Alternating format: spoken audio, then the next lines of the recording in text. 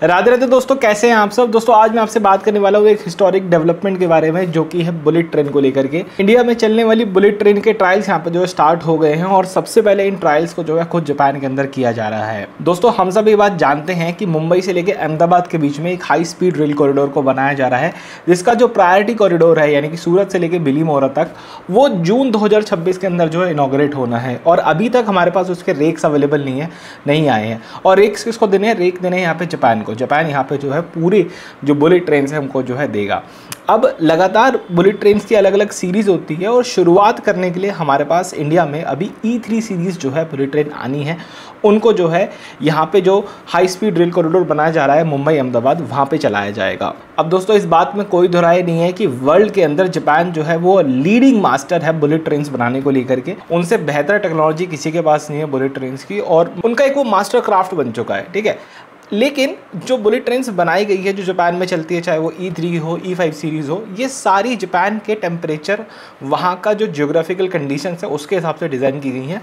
और इंडिया की geographical condition Japan से एकदम अलग है, टेम्परेचर्स एकदम अलग है। ऐसे में ट्रेन्स को यहाँ पे टेस्ट करना बहुत ज़रूरी है एक इंडिया लाइक इन्वायरमेंट के अंदर। तो यहाँ पे जापान उन्हीं टेस्टिंग को इस टाइम जो है जापान में कंडक्ट करवाई जा रही है, जहाँ पे इंडिया का जैसे एक हाई टेम्परेचर रहने वाला होता है। यहाँ पे लगभग 40 से 50 के बीच में होनी चाहिए कि वर्किंग कंडीशन में यहाँ पे जो है ट्रेनों को चलना पड़ेगा। तो एक तो हायर टेम्परेचर के अंदर ट्रेनों को यहाँ पे चेक करना है। आपको याद होगा इससे पहले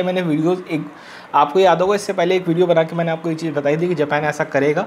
और अब फाइनली इंडिया की रिक्वायरमेंट्स के हिसाब से वो जो बुलेट ट्रेन इंडिया में आनी है, जो रेक इंडिया में आना है, उसको कस्टमाइजेशन उसने जो है स्टार्ट कर दिया है कि वहाँ पे जो AC के टेम्परेचर्स होंगे वो अलग होंगे, जो ट्रेन के वर्किंग टेम्परेचर्स होंगे वो एकदम अलग होंगे, एक डस्ट वाला इन्वायरमेंट होगा। देखो इंडिया में ज़्यादा डस्ट है एज़ कम्पेयर टू जापान का जो इन्वायरमेंट है वो काफ़ी क्लीन है हमारे कंपैरिजन में।